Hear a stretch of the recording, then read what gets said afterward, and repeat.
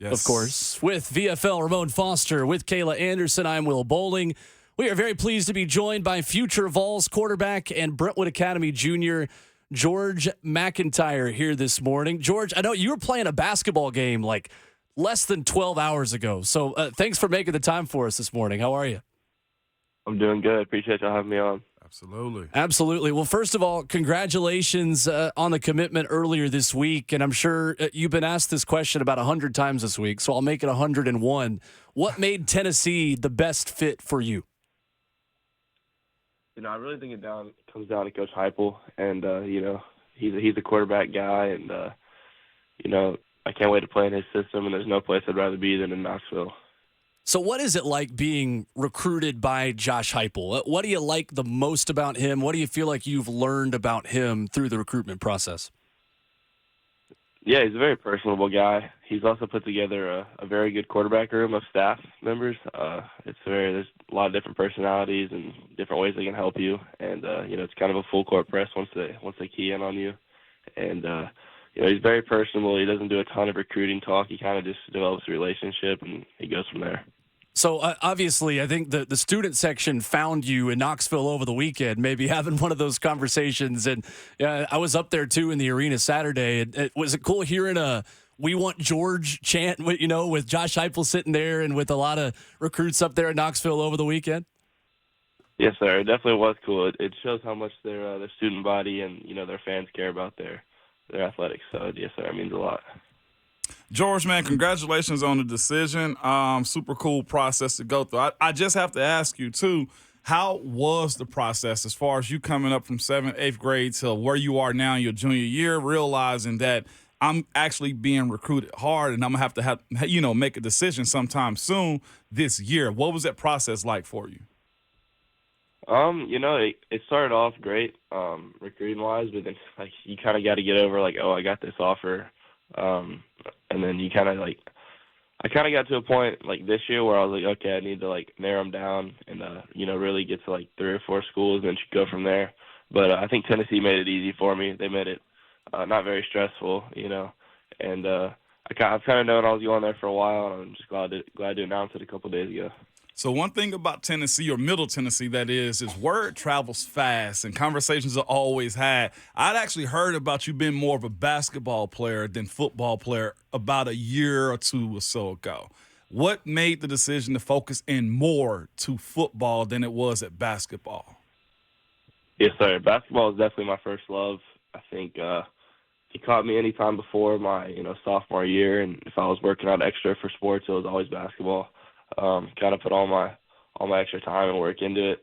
But then I would say kind of when I was a rising sophomore, I kind of knew I had a really good chance to be the starting quarterback and kind of locked in on football. And then kind of during the sophomore season, I fell in love with football, the intensity that, I feel like you never really experienced during basketball, the intensity of football every play. So it matters so much, and it's just so much fun. So, yeah.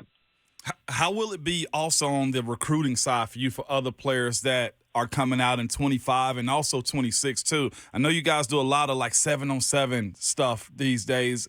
How has that been with communicating with dudes from other states, especially offensive linemen? It's not, my love interest. Yeah, George, I love the offensive lineman. How's that been for you? Yeah, it's been great. I think Tennessee's already got a couple, big-time guys that they really like them, and Tennessee likes them as well. And, it's kind of me stepping in the recruiting role. I reach out to a couple of different guys every day. But also, the in-state kids, there's a lot more than there usually is coming out of Tennessee. I think Tennessee's probably offered 7 or 8 or maybe even 10 of them already. So you're definitely going to try to lock down the state and then move on to national guys. Tennessee quarterback commit George MacIntyre joining us this morning on Ramon, Kayla, and Will. George, when you did your announcement video, it was very well said, and you documented saying, this isn't just a decision, it is a calling. So talk a little bit more about, why you felt like this was really part of your journey. Yeah, so I'll be a third generation volunteer. My grandfather has a degree from there. My mom went there. Her 2 sisters went there, and then my sister right now goes there as well. So, there's definitely, I've got a lot of family up there, even more than that, that's extended. And, I've just been around Tennessee football kind of my whole life, and I can't wait to actually get up there and start playing for them. George, you've got to have like somewhere in your guys' households just a room full of Tennessee gear, right? I mean, there's got to be like tons of it.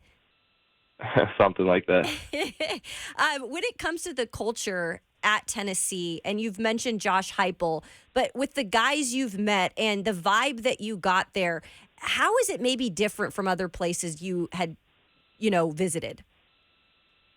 Yeah, I think the energy is kind of electric throughout the facility, and especially Neyland on game day, and the basketball arena on game day. The fans care, and the fans are a lot more happy when they're winning, and they're kind of doing that right now in football and basketball. So, Coach Heupel definitely brought the energy back to Knoxville, and I'm excited to see where he can take it. Brentwood Academy quarterback and future Vol George MacIntyre, our guest. And George, I remember talking to Coach Cody White a couple of years ago about you right before you made your second start in a game we had in the zone here against CPA, and talking about how the system you guys ran, specifically your sophomore year, is so similar to what Tennessee runs now with Josh Heupel and that Art Briles derivative kind of system that you had. Do you feel like that was an advantage and just your comfort level with Tennessee, knowing that, hey, I've had a lot of success playing in this offense before?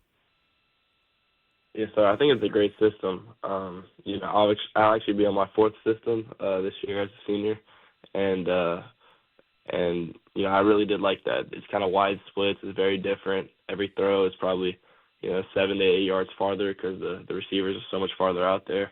But it really does stretch out the defense, and you can get a lot of vertical shots out of it, which is what I like to do.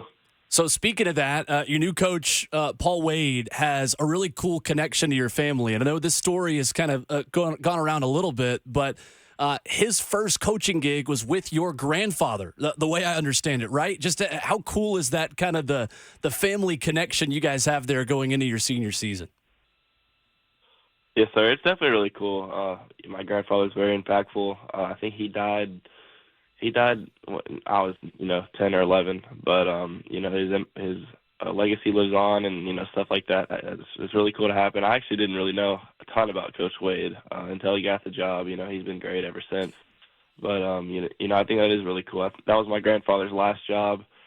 He had already retired from coaching in college, and he was just kind of doing the DCA thing just to keep himself busy. And it is cool though. That was Coach Wade's first experience, and however many years later, I bet that's a cool moment for him, coaching his grandson.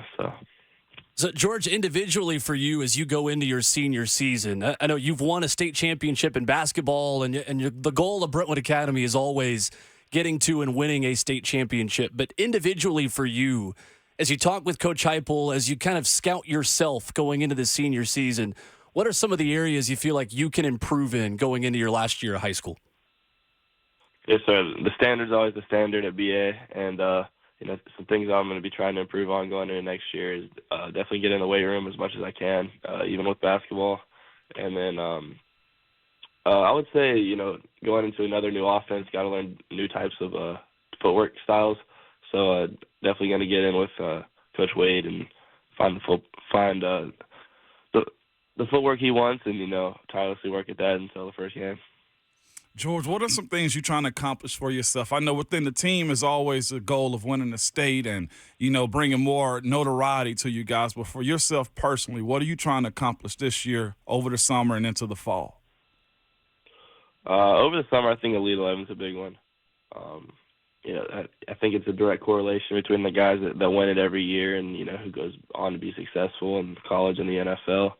So that's a big one. And then, school season wise, I'm just ready to get out there and try to win some games and bring BA back to what it should be. George, I got nothing else for you but go Vols, man. As a guy that was from Tennessee, that committed to Tennessee also, man, go Vols, man. I can't wait to see you up there. I'm curious, is it going to be any different, do you think, watching games now that you're definitely going to be a part of this team in the future?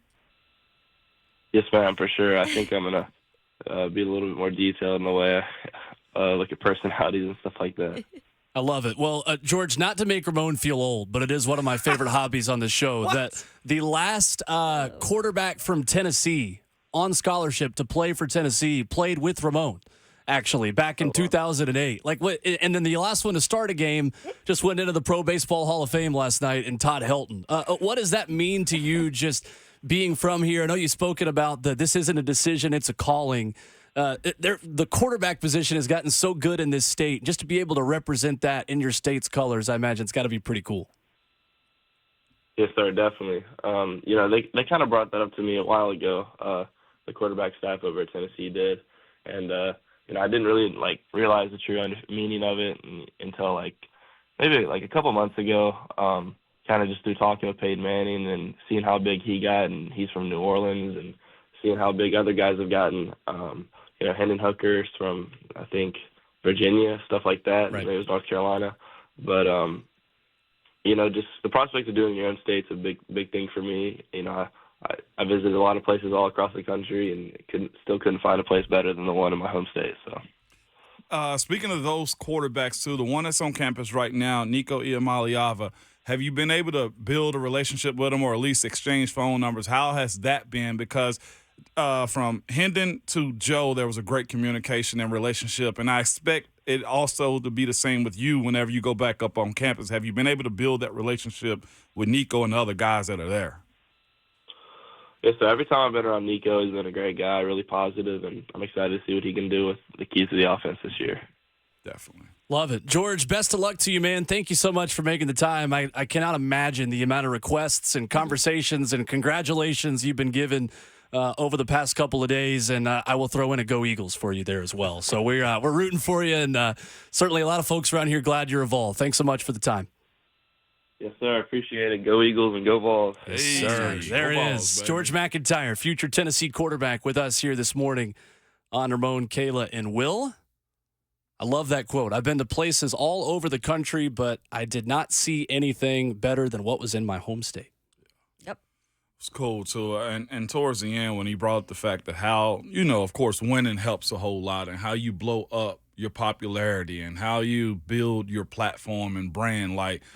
If you aren't a athlete in this era that understanding, number one, performance means everything. You can talk a good game and people can talk highly of you, but your performance will travel and people will talk about it from that point. And the point that he made about what UT and mostly any D1 school, heck, right? If you got the goods, you're going to get everything that you're asking for.